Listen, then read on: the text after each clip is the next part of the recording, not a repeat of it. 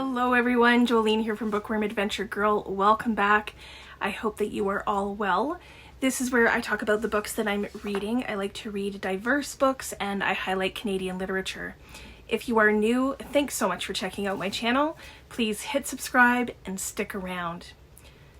Today I am going to be talking about the Reading Across Canada Challenge, and I am going to be giving you quite a few actually, recommendations for March. If you don't know what the Reading Across Canada Challenge is, it is a reading challenge that hopefully encourages people to read Canadian literature, Canadian authors, Canadian stories. And this year, every month has a specific prompt that you can follow. Some people are doing it a little bit differently. Some people try to read a book for each province and territory, which is great. And I will leave links below to the playlist, to the introduction video for this year, and that has more information. And then also I'll leave links for the prompt sheet. So the challenge is now also set up on Storygraph. I want to send out a huge thank you and shout out to Emily, who set up the challenge last year. And this year, Just a Bean Reads has been very kind to take care of the challenge on Storygraph. I am so grateful because I have no idea how to do that. I'm still really a newbie on Storygraph and I use it basically for stats. So thank you to both Emily and Just a Bean Reads for your help in that whole department, because yeah, I know not what I'm doing. So far I've read 3 books for the challenge. So in January, the prompt was to read a debut author, and I read Cereus Blooms at Night by Shani Mootoo. In February, the prompt is to read a book by a Black Canadian author, or something to do with Black Canadian history. And I read 2 books for this, which I will talk about more in my wrap-up in a couple of weeks. But I read Policing Black Lives. This is by Robyn Maynard. And then I also read Disorientation by Ian Williams. And this was actually a good pairing, these last 2. And I was very happy to finally have read both of these. For March, the prompt is to read a Canadian mammoth. Now, BookTube has a bazillion events going on all year, and one of the March events is March of the Mammoths. And the whole idea about March of the Mammoths is to read books that are more than 800 pages. For the Reading Across Canada Challenge, we are going to go with 500 plus pages, because that will give us more options, basically. I love a good big book. Books that will make you forget you are reading a tome. So I have some books, quite a few here. I have huge stacks that I want to suggest. Some of them that I've read and enjoyed, and then I'll also let you know what I'm going to be reading, and then some other Canadian mammoths that are on my radar. So first up is a book that I have suggested for a debut novel, but it does fit this prompt as well, and that is Fall on Your Knees by Anne-Marie MacDonald. This is also a way that if you haven't read a debut novel yet, and you are interested in this, then technically you can totally count it towards both prompts. As I've said in the past, I've said this many times, there is no challenge police. So I've talked about this book so much, but I will say that it is an incredible story, and it shows what Anne-Marie MacDonald does so well, and that is her writing, especially about family, relationships, and complex dynamics. The story is set in Nova Scotia, so it can be used for that province. I'm going to stay with Anne-Marie MacDonald for a little bit here for this second recommendation. Her latest publication is Fayne, and it would also fit this category. It comes in over 700 pages. This is a story about identity, family, and secrets.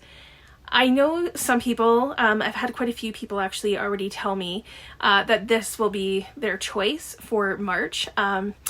These books also fit for April, June, and maybe even October's prompt too.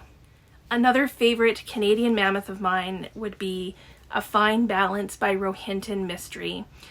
This book takes place in India during the emergency in 1970s, somewhere in there, the mid-70s. The characters in this book were so real to me. This is a heartbreaking book, and it is worth every single one of its 700 plus pages as well. This book could be used for April if you're looking ahead at, trying to fit some books into other prompts. A couple of Margaret Atwood books are Mammoths, and my favorite is Alias Grace. This is historical fiction about Grace Marks, who was a real person and has been compared to the US's Lizzie Borden. There are quite a few similarities, and I was impressed at how Atwood brought this story together, especially since there are so many unknowns with the real story. And if you've read this and you want to try something else, then I would also recommend The Blind Assassin and The Robber Bride. Both of these are clever. They have Atwoodian plots. The Robber Bride, some characters in that come into Atwood short stories as well, so they have kind of stayed with me a little bit longer.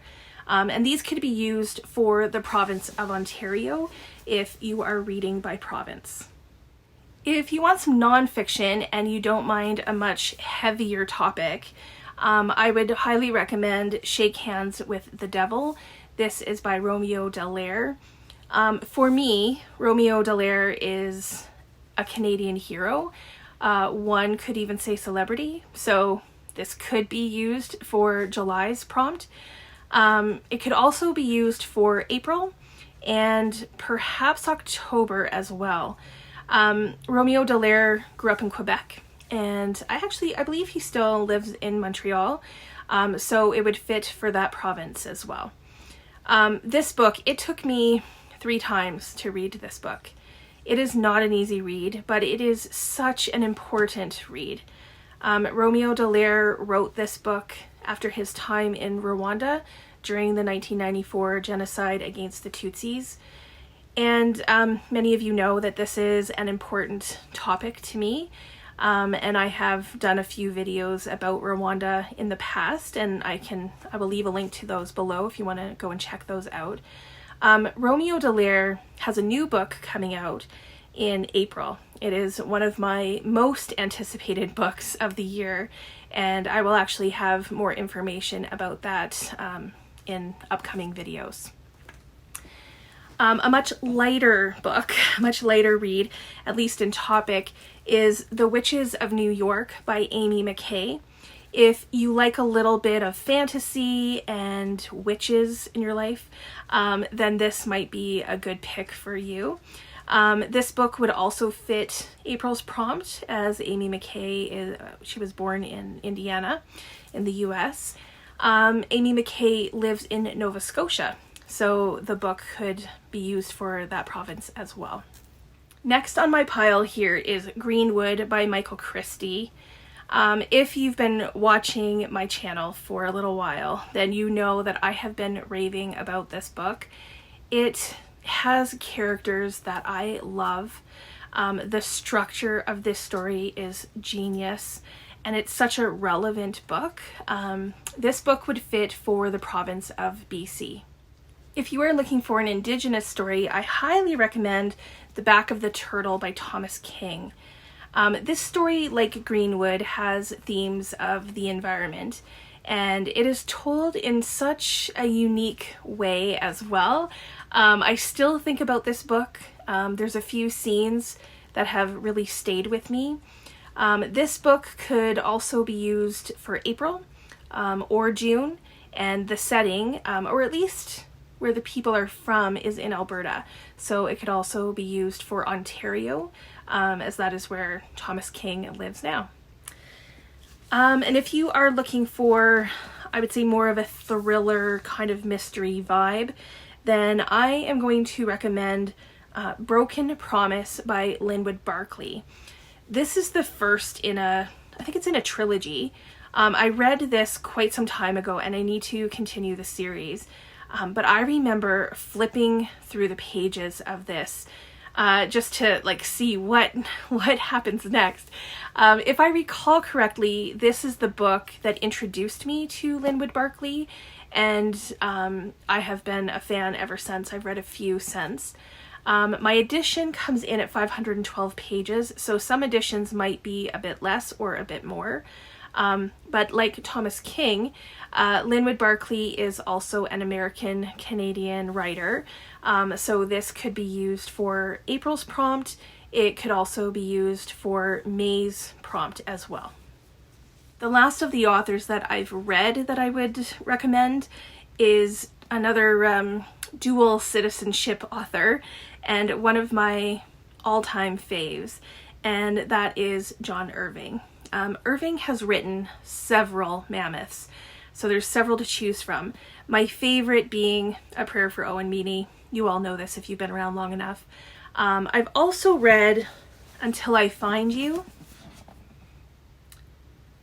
and his last publication I haven't read yet, and it is The Last Chairlift.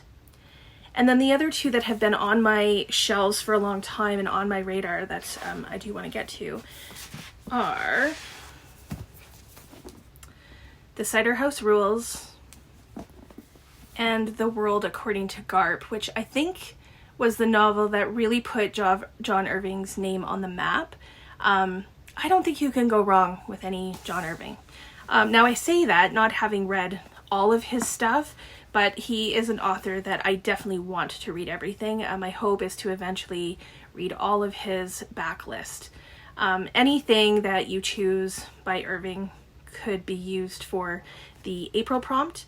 And then he lives in Ontario, so it works for that province. Okay, I have a few books here also on my radar that I will tell you about.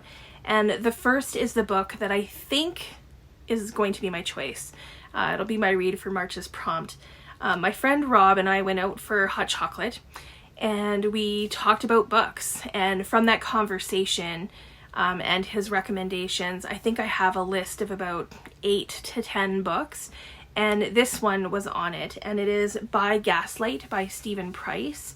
I'm hoping to go into this blind, so I can't say too much about it, but I will tell you that Rob was very excited as he talked about it, and that was good enough for me, so I'm hoping that I'll really like this.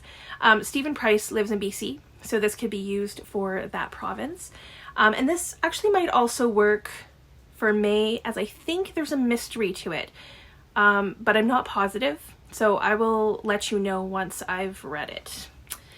The Luminaries by Eleanor Catton.